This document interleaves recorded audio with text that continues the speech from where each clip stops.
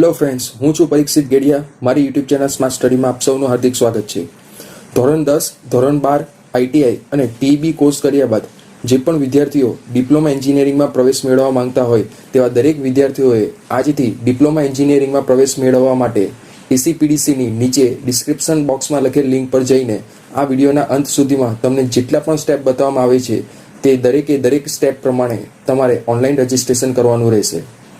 જે વિદ્યાર્થીઓએ આ વર્ષે એટલે કે 2021માં ધોરણ 10 અથવા ધોરણ 12 પાસ કરેલ હોય અને તેમની માર્કશીટ આવેલ ના હોય તો તેમણે એક સ્ટેપ બાકી રાખવા અને બાકીના બધા સ્ટેપમાં તમારી વિગતો ભરીને રજિસ્ટ્રેશન પૂર્ણ કરી નાખવું. અને જેવી તમારી માર્કશીટ આવી જાય કે તરત જ તમારે લોગિન થઈને બાકી રહેલ વિગતો પણ ભરી દેવાની રહેશે, જેની ખાસ નોંધ લેવી. Step 1, procedure for online registration. Online registration માટે તમારે વેબસાઇટ www.gujdiploma.nic.in પર લોગિન થવાનું રહેશે. નીચે ડિસ્ક્રિપ્શન બોક્સમાં લિંક આપેલ છે, તેના ઉપર ક્લિક કરશો તો તમે ડાયરેક્ટ આ પેજ ઉપર આવી જશો. પ્રથમ વખત રજિસ્ટ્રેશન માટે ન્યૂ કેન્ડિડેટ રજિસ્ટ્રેશન પર ક્લિક કરો. આગળની પ્રક્રિયા કરવા માટે પહેલાં એડમિશન પ્રક્રિયા અંગેની શરતોને વાંચીને સમજવાની રહેશે અને ત્યારબાદ તે અંગેની સંમતિ આપવા માટે આઈ એગ્રી પર ટિક કરી આગળની પ્રક્રિયા કરવાની રહેશે. પાસવર્ડમાં ફરજિયાત એક કેપિટલ લેટર, એક સ્મોલ લેટર, એક ડિજિટ અને એક સ્પેશિયલ કેરેક્ટર હોવું જરૂરી છે. તેમજ પાસવર્ડ 8 થી 13 કેરેક્ટરનો હોવો જરૂરી છે. તમારે 10મા ધોરણની માર્કશીટ પ્રમાણેનું નામ, મોબાઈલ નંબર અને ઈમેલ એડ્રેસ કોઈપણ જાતની ભૂલ વગર ભરવું, કારણ કે આ તમામ વિગતો એડમિશન પ્રક્રિયામાં દર વખતે જરૂરી રહેશે. તમારે પોતાની પસંદગીનું અને પ્રાપ્ત હોય તેવું યુઝર આઈડી ભરવાનું રહેશે. ત્યારબાદ પસંદગીનો પાસવર્ડ ભરી તે પાસવર્ડને કન્ફર્મ કરવું. અંતે સિક્યોરિટી પિન, જે કેસ સેન્સિટિવ હોય છે, દાખલ કરી સાઇન અપ ફોર્મને સબમિટ કરવાનું રહેશે. યુઝર આઈડી અને પાસવર્ડ યાદ રાખવો ખૂબ જ જરૂરી છે, કારણ કે દર વખતે લોગિન માટે તે જરૂરી છે. સબમિટ પર ક્લિક કરતા તમારા ચકાસણી માટે કન્ફર્મ મેસેજ અલર્ટ બોક્સ ખુલશે. યસ પર ક્લિક કરી તમારું સબમિશન કન્ફર્મ કરવાનું રહેશે. તમારે વિગતોની ફરી ચકાસણી કરવાની રહેશે. જો બધી વિગતો સાચી હોય તો ફાઇનલ સબમિટ પર ક્લિક કરવું અને જો કોઈ વિગત ખોટી માલુમ પડે તો તેને સુધારવા માટે એડિટ પર ક્લિક કરવાનું રહેશે. રજિસ્ટર મોબાઈલ નંબર પર એક ઓટીપી મળશે. તે ઓટીપી યોગ્ય જગ્યાએ દાખલ કરી તેમજ સિક્યોરિટી પિન દાખલ કરી છેવટે વેરીફાઈ એન્ડ ફાઇનલ સબમિટ પર ક્લિક કરવાનું રહેશે. યુઝર આઈડી અને નામ તમને દેખાશે. તે રજિસ્ટ્રેશન પ્રક્રિયા પૂર્ણ થયેલ અને હવે તમારી પ્રોફાઇલ માટેની પ્રક્રિયા કરવાની રહેશે. તેના માટે તમારે click two login and complete profile પર ક્લિક કરવાનું રહેશે. યુઝર આઈડી અને પાસવર્ડ યાદ રાખવો ખૂબ જ જરૂરી છે, કારણ કે દર વખતે લોગિન માટે તે જરૂરી છે. હવે તમારે પ્રોફાઇલ વિભાગથી તમારું પ્રોફાઇલ પૂર્ણ કરવાનું રહેશે. Step 2, procedure to fill profile section. તમારે તમારી વ્યક્તિગત વિગતો ભરવાની છે. તમારું નામ, એસએસસીની માર્કશીટ પ્રમાણે તમારું નામ દાખલ કરો. પિતાનું નામ, તમારા પિતાનું નામ દાખલ કરો, ફક્ત નામ. માતાનું નામ, તમારા માતાનું નામ દાખલ કરો, ફક્ત નામ. જન્મ તારીખ, એસએસસીની માર્કશીટ અથવા શાળા છોડ્યાના પ્રમાણપત્ર મુજબ તમારી જન્મ તારીખ, તારીખ, મહિનો અને વર્ષ મુજબ દાખલ કરો. જાતિ, ડ્રોપડાઉન મેનુમાંથી તમારી જાતિ પસંદ કરો. રાષ્ટ્રીયતા, યાદીમાંથી તમારી રાષ્ટ્રીયતા પસંદ કરો. ડોમિસાઇલ, તમારું નિવાસસ્થાન દાખલ કરો. જો તમે ગુજરાતના વતની છો તો ગુજરાતી લખો. જાતિ, ડ્રોપડાઉન મેનુમાંથી તમારો જે જાતિમાં સમાવેશ થતો હોય તે પસંદ કરો. For example, open, SC, ST, SCBC, EWS et cetera. Sub category details. શારીરિક વિકલાંગ, ડ્રોપડાઉન મેનુમાંથી તમારી શારીરિક સ્થિતિ પસંદ કરો. એક્સ સર્વિસમેન, ડ્રોપડાઉન મેનુમાંથી તમારી એક્સ સર્વિસમેન સ્થિતિ પસંદ કરવી. ઇન સર્વિસમેન એટલે જો ઉમેદવારના માતા પિતામાંથી કોઈ ઇન્ડિયન આર્મી, નેવી કે એરફોર્સમાં હાલ ફરજ બજાવતા હોય. એક્સ સર્વિસમેન એટલે જો ઉમેદવારના માતા પિતામાંથી કોઈ ઇન્ડિયન આર્મી, નેવી કે એરફોર્સમાંથી નિવૃત્ત થઈ ગયા હોય. ટ્યુશન ફી માફી યોજના, જો તમારા સમગ્ર કુટુંબની વાર્ષિક આવક ₹8 લાખ કે તેના કરતાં ઓછી હોય અને તમારી પાસે અધિકૃત અધિકારીઓએ કાઢી આપવામાં આવેલ માન્ય આવકનો દાખલો હોય તો આઈ એમ ઇન્ટરેસ્ટેડ પર પસંદ કરવું, અન્યથા આઈ એમ નોટ ઇન્ટરેસ્ટેડ પસંદ કરવું. ટ્યુશન ફી માફી યોજના વિશે જો તમને માહિતી ખબર ના હોય તો નીચે ડિસ્ક્રિપ્શન બોક્સમાં લિંક લખેલ છે, તેના ઉપર ક્લિક કરીને તમે ટ્યુશન ફી માફી યોજના વિશેની બધી જ માહિતી મેળવી શકો છો. અધર ઇન્ફોર્મેશન. કૌટુંબિક વાર્ષિક આવક.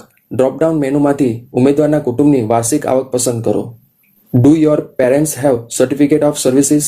ડ્રોપડાઉન મેનુમાંથી જો તમારા માતા પિતા આપેલી ગવર્મેન્ટ સર્વિસમાં ફરજ બજાવતા હોય તો યસ સિલેક્ટ કરો. Click on save and next. Correspondence address. ઘર નંબર અથવા નામ. તમારું ઘર નંબર અથવા નામ લખો. પેટા વિસ્તાર અથવા કોલોની. તમારા રહેઠાણનું પેટા વિસ્તાર અથવા કોલોનીનું નામ લખો. વિસ્તાર, શહેર, નગર કે ગામ. તમારા વિસ્તાર, શહેર, નગર કે ગામનું નામ લખો. દેશ, તમે જે દેશના નિવાસી હોય તેનું નામ લખો. રાજ્ય, તમારા રહેઠાણનું રાજ્ય લખો. જિલ્લો, તમારા રહેઠાણનો જિલ્લો લખો.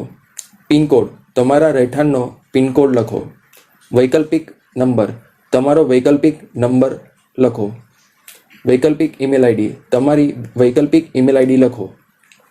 પરમનન્ટ એડ્રેસ, જો તમારું કાયમી એડ્રેસ અને પત્ર વ્યવહારનું એડ્રેસ એક સરખું હોય તો પછી કોરેસ્પોન્ડન્સ એડ્રેસ બોક્સને ટીક કરો, નહીતર કાયમી સરનામું દાખલ કરો. તમારા અગત્યના દસ્તાવેજો અપલોડ કરો. ડોક્યુમેન્ટ નંબરના ક્ષેત્રમાં દસ્તાવેજોનો અનન્ય નંબર દાખલ કરવો. ફોટોગ્રાફ્સ અપલોડ કરતી વખતે ઇમેજ ફક્ત જેપીજી ફોર્મેટમાં હોવી આવશ્યક છે, તેમજ તેની સાઇઝ લઘુત્તમ 10 KB અને મહત્તમ 100 KB હોવી જોઈએ.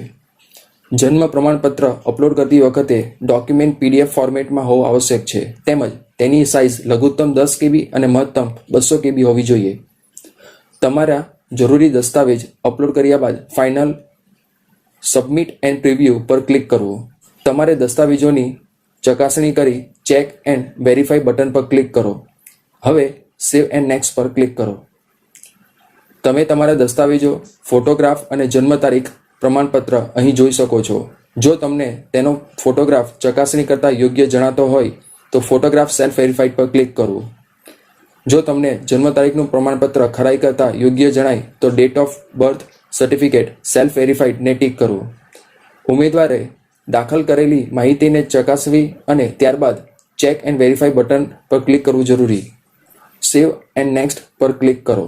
તમે અત્યાર સુધી પોર્ટલ પર દાખલ કરેલી બધી માહિતી ચકાસી શકો છો. Step 3. Procedure to apply four admission. તમને જે લાગુ પડતું હોય એ ડિપ્લોમા એડમિશન પ્રોસેસ માટે એપ્લાય કરવાનું રહેશે. આ માટે હોમ પર ક્લિક કરો. તમારે આપેલા ઓપ્શનમાંથી તમારો કોર્સ પસંદ કરવાનો રહેશે. દાખલા તરીકે first year diploma after SSC counselling 2021. જો તમે ફક્ત SSC પાસ કરેલ હોય તો first year diploma after TEB counselling 2021.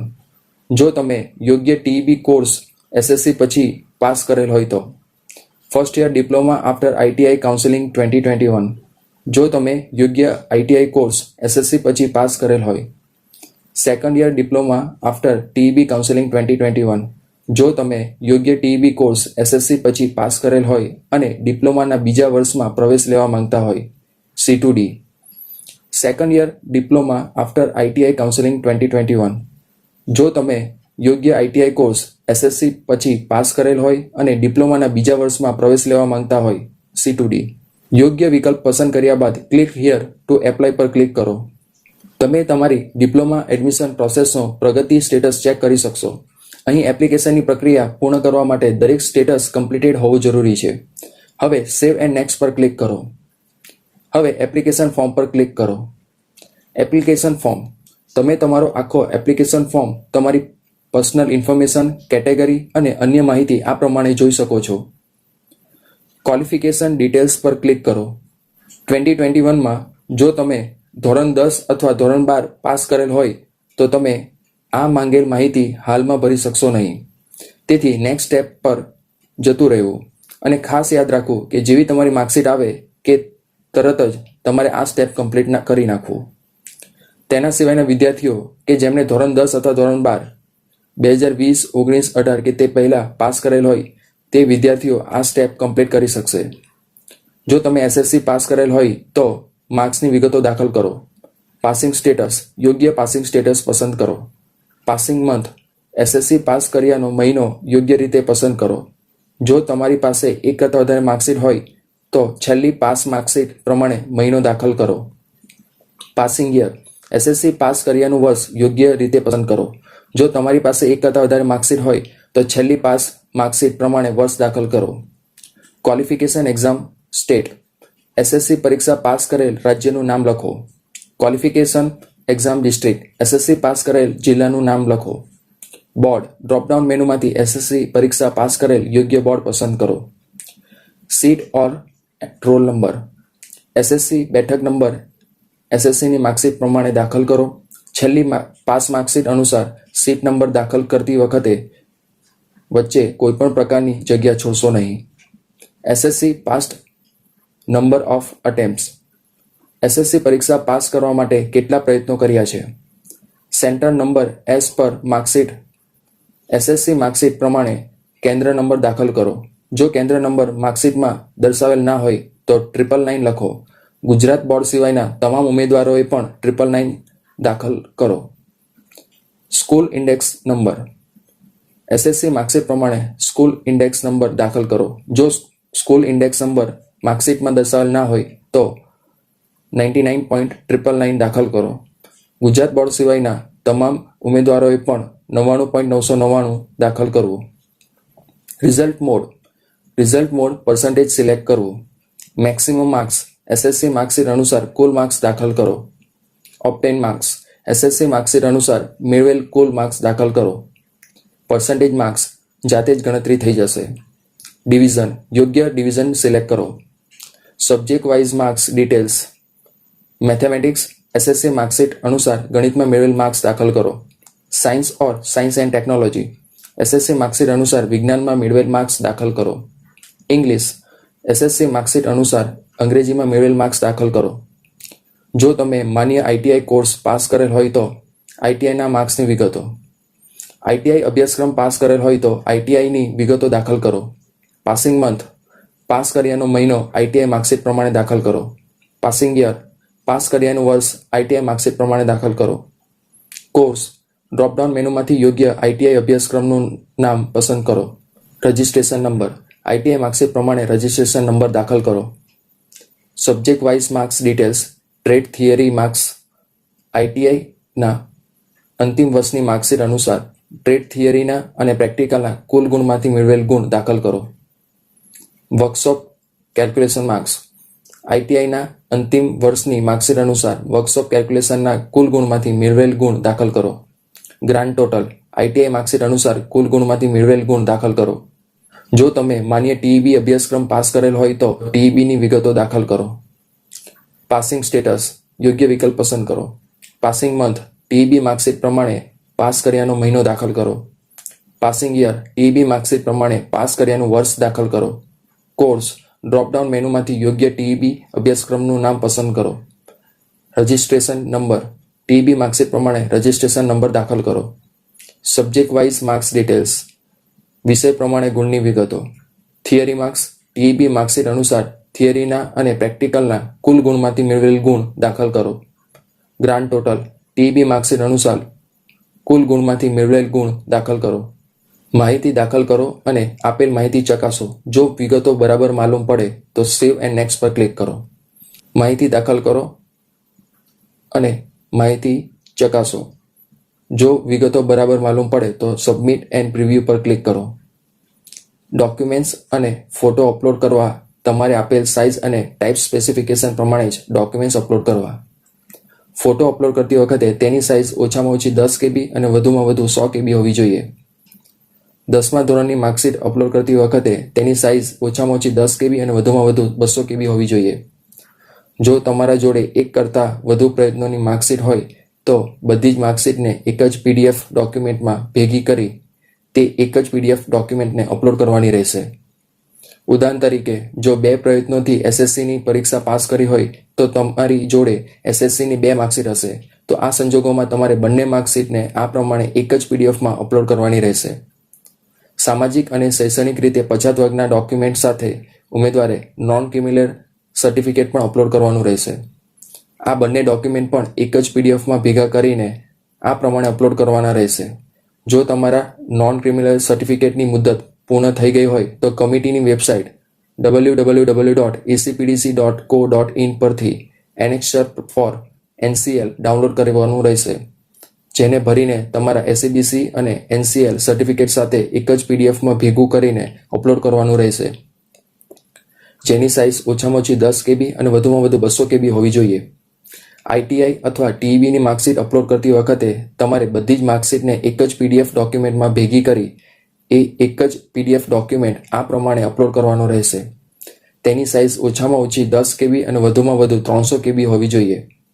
Document નંબરમાં તમારો ડોક્યુમેન્ટમાં લખેલો ડોક્યુમેન્ટનો યુનિક નંબર લખવાનો રહેશે. એન્ટર કરેલી દરેક માહિતી ચકાસો અને જો બધી જ માહિતી સાચી હોય તો સબમિટ એન્ડ પ્રિવ્યૂ પર ક્લિક કરો. અપલોડ કરેલા ડોક્યુમેન્ટ્સ તપાસો અને તેની ચકાસણી કરો અને આપેલું ચેકબોક્સ પર ટિક માર્ક કરો. તમે click here for large view પર ક્લિક કરીને ડોક્યુમેન્ટને મોટું કરીને જોઈ શકશો. જો બધી જ માહિતી સાચી જણાય તો સેવ ફાઇનલી એન્ડ નેક્સ્ટ પર ક્લિક કરો. તમારા દ્વારા એન્ટર કરેલી બધી જ માહિતી દેખાશે. બધી જ માહિતી ચકાસો અને જો બધી માહિતી યોગ્ય લાગે તો સેવ એન્ડ ફાઇનલ સબમિટ પર ક્લિક કરો. મેસેજ વાંચો અને જો ફાઇનલી સબમિટ કરવા માંગતા હોય તો યસ પર ક્લિક કરો. Step 4 procedure to pay registration fee. હવે પે રજિસ્ટ્રેશન ફી પર ક્લિક કરતા આ પ્રમાણે દેખાશે. પે ફી પર ક્લિક કરો અને ફી ભરવાની પ્રોસેસ પૂર્ણ કરો. ડેશબોર્ડ પર માય એપ્લિકેશન ટેબ પર ક્લિક કરતા તમે એપ્લાય કરેલ એપ્લિકેશન દેખાશે. તમારે તમારી એપ્લિકેશન વ્યૂ કન્ફર્મેશન પેજ પર ક્લિક કરતા જોઈ શકશો. રજિસ્ટ્રેશન પ્રક્રિયા સફળતાપૂર્વક પૂર્ણ કર્યા પછી નિયત તારીખે કામચલાઉ મેરિટ નંબર આપવામાં આવશે. તમારે ACPDC દ્વારા આપવામાં આવેલ સમયપત્રકને જ અનુસરવાનું રહેશે અને આપેલ તારીખો મુજબ જ પ્રોસેસ પૂર્ણ કરવાની રહેશે. આ સિવાય વિદ્યાર્થી મિત્રો, જો તમને કોઈ પ્રશ્ન હોય તો નીચે કમેન્ટ બોક્સમાં લખીને મને પૂછી શકો છો. જય હિન્દ, વંદે માતરમ.